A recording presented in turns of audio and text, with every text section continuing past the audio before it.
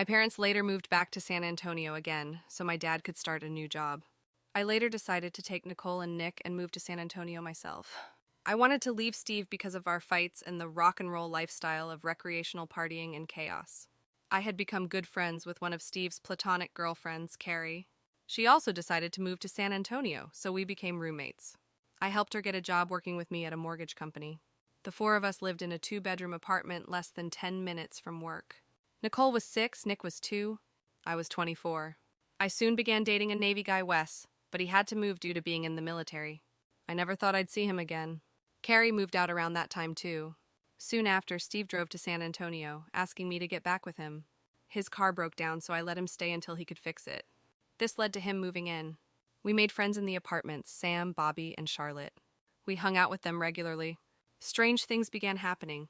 I started having severe sleep paralysis in that apartment, so I began reading a book on the paranormal to try to find an explanation, which seemed to make it worse. While lying in bed one night, I felt like something was hovering over my body.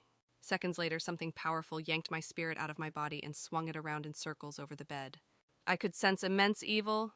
I could look down and see my body next to Steve's in the bed. It then felt like I was thrown back into my physical body. I was terrified. I continued to suffer from sleep paralysis. However, the kids and I did have good times in that apartment. I loved when Nick would have us stand in front of the TV, hold hands, and sing "I Love You" by Barney. He loved Barney. He also loved family time. He was an energetic and happy child. Nicole was quieter and extremely observant. She liked to know what all the adults were doing and enjoyed hanging around us. She also loved playing outside with her best friend, Sammy. Once Steve moved in, we spent a lot of time barbecuing, swimming, or just hanging out and talking with Sam, Charlotte, and Bobby. Steve and I went to Mardi Gras in Galveston a couple of times. On the drive home one year, I read an article that said that Mardi Gras was a Catholic celebration of indulging before Lent. The article suggested that it was okay to sin before Lent, which was strange. I wasn't a practicing Catholic, but I didn't understand why God would be okay with people ever sinning before Lent or after, especially intentionally. I understood that some may overeat a little before fasting, but most of the people I saw at Mardi Gras, including myself at times, were extremely intoxicated. I still went years after, but I always remembered that article. Later, I ended up leaving the mortgage company to work as a receptionist for a law firm. I was always breaking up with Steve, so there were long periods when I was a single mother. Steve decided to live right outside San Antonio instead of returning to Houston. Because my parents didn't like me and the kids living in an apartment, they assumed a home for me and the kids. The house was modest and cute. It was also in a cul-de-sac, which we all thought would be great for the kids. I gave my parents money to cover the monthly mortgage payments, which were affordable unless I had unexpected expenses, making finances tight. We had season passes to SeaWorld or Fiesta, Texas at various times, so the kids would enjoy the water parks and rides. Sometimes we would sing and take videos of ourselves pretending to be our favorite bands. Nicole and Nick loved playing video games, but also spent time outdoors with the neighborhood kids. Most of the time, I was exhausted from work, so McDonald's or Sonic fed them. Deep in my heart, I wanted to do more for them. I felt depleted after the long work days, especially when working overtime. By the time I reached 27, my focus had turned to Jesus Christ when I heard the famous song Jesus Freak by DC Talk. I remember thinking DC Talk was so cool for playing a song about loving Jesus. It was refreshing to hear because it focused on Jesus Christ, not religion. I enjoyed the song so much that I asked my mother if we could go to a Billy Graham event where DC Talk would play. I had no idea who Billy Graham was, but we went. I remember when Billy Graham asked if we wanted to give our lives to Jesus Christ. I'm not sure if he phrased it that way verbatim. I didn't hesitate to get out of my chair and walk down the aisle, believing that I was giving my life to Christ. I did not seek Jesus Christ through his teachings in the Bible. I had thought that something would change in my life from walking down the aisle, but it didn't. At least not then. Steve and I got back together at some point, but I broke up with him for good in 1999 at age 29. After my breakup with Steve, I was tested for attention deficit disorder, ADD, and was prescribed Adderall. It seemed to help me focus and have more motivation, which in turn seemed to help with single motherhood, having to work late, and everything else. It was usually enchiladas, tuna with noodles, or pork chops and rice if I cooked. My children still like to playfully tease me about some bloody and burnt chicken I made once. However, I would still drive through fast food restaurants, order pizza, or they would eat something that did not need to be cooked most of the time, despite my taking Adderall. We didn't have much money, and it did not occur to me back then that we were eating out too much. Anthony was never required to pay child support, and even if he had been, he could not have helped because he was in prison much of the time. We also did not have a relationship with him. However, at one point, I began receiving $256 a month from Steve after court battles regarding conservatorship and visitation. This was another reason the kids and I didn't have much money since any extra went to attorney's fees. The child support helped with after-school daycare expenses. I played with the kids as much as I physically could.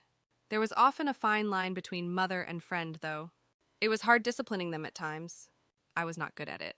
One night I thought about a letter Wes had sent to my mom's house years before to see if I was still with Steve. I decided to reach out to him to see how he was doing.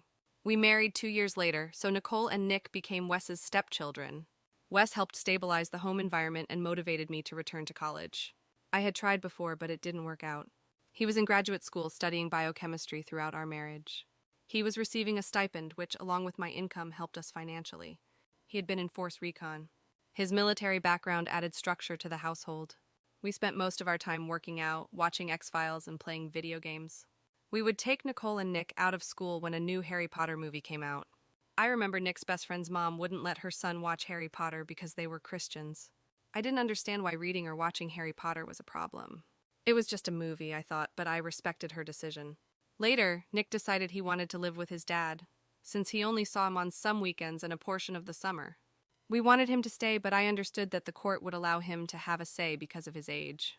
We had been to court many times before, and Nick had remained with me, so it was an extremely difficult decision. I let him move. It was hard to adjust. I struggled emotionally, knowing that I would only see him on certain weekends and only for a short time during the summer. After that, I had to work long hours as a paralegal. It had felt as though my job was harming my marriage. I was always tired when I got home. Plus, Wes and I were having some issues, and one thing that stands out now is that he was an atheist. We argued about the existence of God one night. I asked him where the first alleged cell came from, and he said that wasn't a scientific question. Anyway, since I always wanted to be an entrepreneur and ran across an opportunity to sell legal plans, a product I firmly believed in, I did the not-so-smart thing and quit my job without consulting Wes. I was hoping for more time together, but Wes moved out. Since I had threatened divorce in the past, Wes said he was finally giving me what I wanted and filed, even though I begged him not to. At that time, I was 35 with a 13-year-old and a 17-year-old. Nick was still living with his dad. Since we had no money, I sold many of our furnishings to pay bills and accumulated a little money to invest in selling more prepaid legal plans. I was offering it to individuals and businesses. I also took special training classes to sell it to companies who wanted to offer it to their employees as a benefit. I saw the value and was excited about helping people. However, I was beyond depressed about the divorce. I had such big dreams but was also broke. Oddly, Nicole and I volunteered to help children at the SAM Ministries transitional shelter during this difficult time. We used the shelter's curriculum to help children who had lived on the streets develop life skills. It was good for us to do something good together, and we both loved those kids. Unfortunately, we had to stop because I became unbalanced. I had begun abusing the Adderall a little because it would wear off early, leaving me feeling tired and unmotivated. For the most part, anytime that I was awake, I was on Adderall. I felt like I needed it to be a better mother, business owner, house cleaner, and friend. Plus, my psychiatrist felt like I needed it, and I agreed.